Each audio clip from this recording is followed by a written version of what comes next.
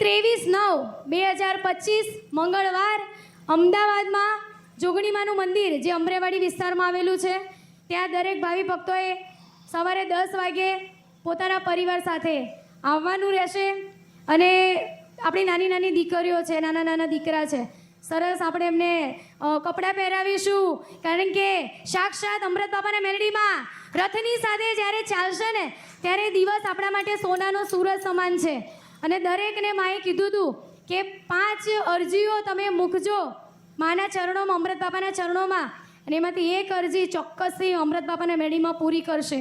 તો આપણે બધાએ મનોમન કુળદેવીને યાદ કરીને મા તો દયાળુ છે, મા શું કહે છે ખબર, મારી પૂજા નહીં કરો તો ચાલશે, કુળદેવીને યાદ કરીને ચાલશો. પણ ખરેખર કુળદેવી ક્યારે રાજી થશે? જ્યારે અમૃત બાપાના મેળીમાં રાજી થશે.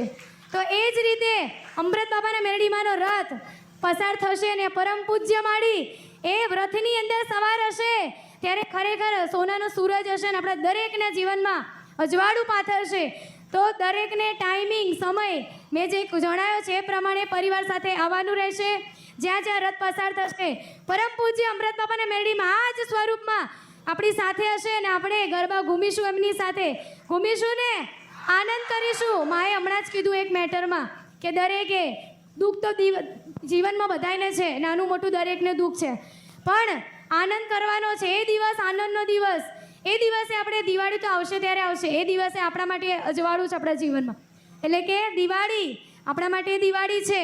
એટલે કે કહેવાય છે કે નવલી નોરતાની રાતે ગરબે ઘૂમવા આવો શ્રી અમૃત બાપાના મેલડીમાં. તો આપણે અમૃત બાપાના મેલડીમાંની સાથે સાથે રાસ ગરબા રમીશું, આશીર્વાદ લઈશું ને જીવનમાં અજવાળું પાથરીશું.